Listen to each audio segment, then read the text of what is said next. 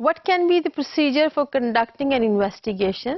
اگر آپ خود سے انویسٹیگیٹ کرنا چاہتے ہیں، یہاں پر ایک چیز کلیئر کر دینا بہت ضروری ہے کہ کریکولم ڈیولپمنٹ کا پروسیس جب کیا جاتا ہے نیشنل لیول پر یا پروونشل لیول پر، ہمارے یہاں زیادہ تر اس کو نیشنل لیول پر کیا جاتا ہے، تو ضروری نہیں ہے کہ آپ اس میں ایک پارٹیسپینٹ ہوں گے یا آپ کسی قسم کا رول ادا کر سکتے ہیں۔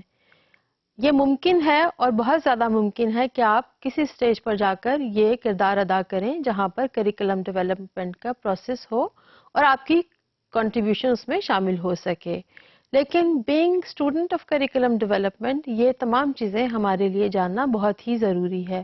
لہٰذا یہاں پر ہم دیکھیں گے کہ پروسیجر جب ہم کنڈکٹ کرتے ہیں ٹو آئیڈینٹیفائی لرنرز نیڈ، اور پھر اس کی بیسس پر جب ہم جا کر آبجیکٹیوز سجیسٹ کر دیتے ہیں کہ اس قسم کا آبجیکٹیو ہونا چاہیے ہمارے ایجوکیشنل پروگرام میں، تو ہمیں کچھ ایکسرسائز کرنا بہت ضروری ہے۔ آئیے دیکھتے ہیں کہ کیا پروسیجر ہو سکتا ہے اگر ہم ایک انویسٹیگیشن کرنا چاہتے ہیں۔ یہاں پر یہ بھی کلیئر کر دینا بہت ضروری ہے کہ بے شک آپ ایک ایکٹیو ممبر نہیں ہوں گے کریکولم ڈیولپمنٹ کمیٹی کے، لیکن پھر بھی آپ اپنی کلاس میں اور اپنے اسکول میں اپنے طور پر اس ایکسرسائز کو کر سکتے ہیں اور اس تمام طریقہ کار کو مکمل طور پر اور بخوبی سمجھ سکتے ہیں۔ سب سے پہلا کام ہے کہ ہم ایک اسکول کو سلیکٹ کریں اور اسکول کس قسم کا ہوگا۔ ہم ایک اسکول سلیکٹ کرتے ہیں جو ہمارے لیے بہت زیادہ فیملیئر ہے اور جس کے بارے میں ہم بہت زیادہ جانتے ہیں اور ہمارے قرب و جوار میں کہیں پر واقع ہے۔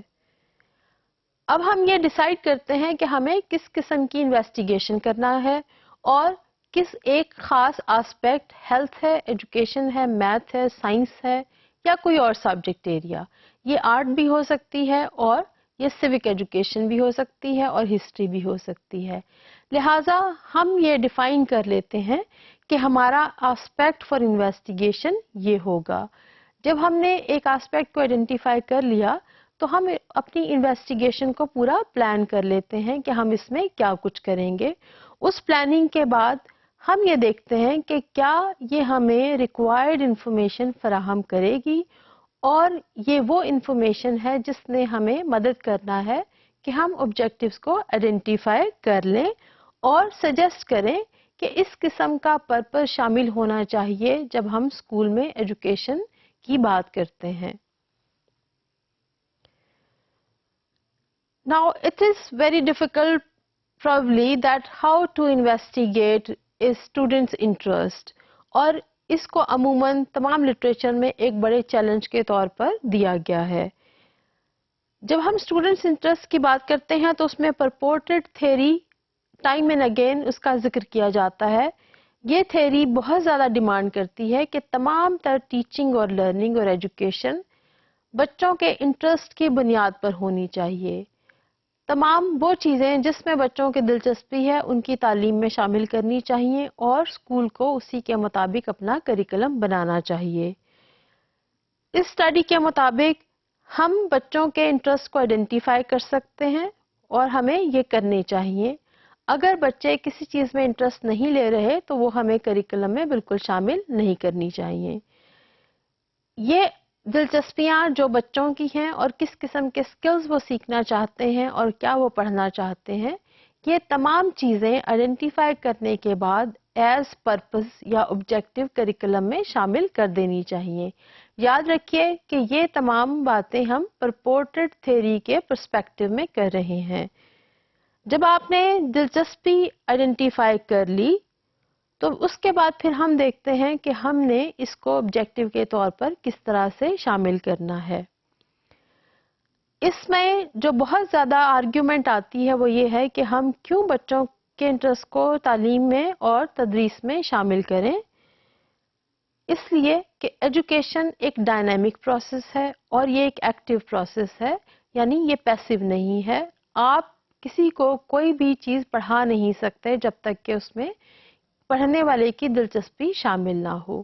لہٰذا اس ایکٹیو پروسیس کے لیے ضروری ہے کہ لرنر بھی اتنا ہی ایکٹیو ہو کہ وہ کچھ نہ کچھ لرن کر سکے اور پیسیولی اس کو ڈائجسٹ کرنے کی کوشش نہ کرے۔ لہٰذا جب ایجوکیشن ایک لرننگ پروسیس ہے اور ایک ایکٹیو لرننگ پروسیس ہے تو اس میں لرنرز یعنی اسٹوڈنٹس کا خود سے لرن کرنے کے لیے تیار ہونا بہت زیادہ ضروری ہے.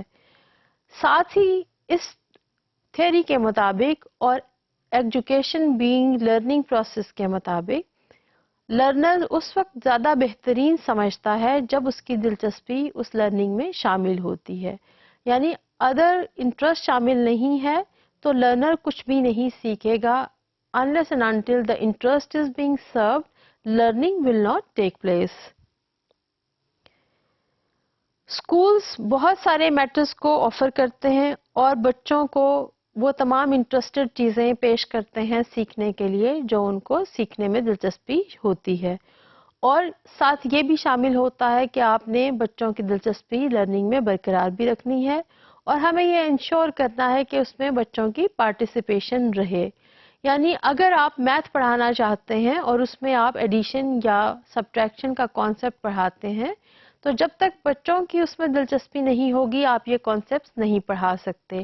لہٰذا ہمیں کچھ اس طرح سے ضرور کرنا ہے کہ ہم دلچسپی کو آئیڈینٹیفائی کریں اور اس کے بعد سے ہم پڑھانا شروع کریں. Now, once the situation is created such that students are interested in and the topic is of their interest, so learning cannot be compromised اور اسکول کا ایک بیسک پرپز جو ٹیچنگ اور لرننگ کا ہے وہ افیکٹولی چلتا رہے گا.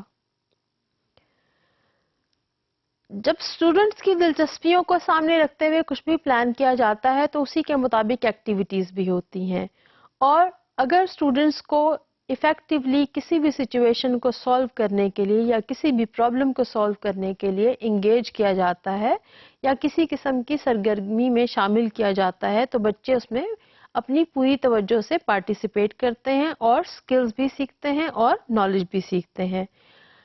اگر بچوں کو ایسی سچویشن دی جائے جس میں انہوں نے پرابلم سالونگ کرنی ہے اور وہ سچویشن کے مطابق اس کو سالو بھی کر لیتے ہیں اور اپنے اسکلز کو ڈیولپ کر لیتے ہیں تو ان کے اندر لرننگ کے لیے ایک پازیٹیو ایٹیچیوڈ پیدا ہو جاتا ہے. یاد رکھیے کہ لرننگ کے لیے اور کسی بھی قسم کی لرننگ کے لیے آیا وہ نالج کی لرننگ ہو, کانٹینٹ میٹر کی ہو, اسکلز کی ہو یا ایٹیچیوڈ کی ہو, it is very very important that a positive attitude for learning is already there among the learners.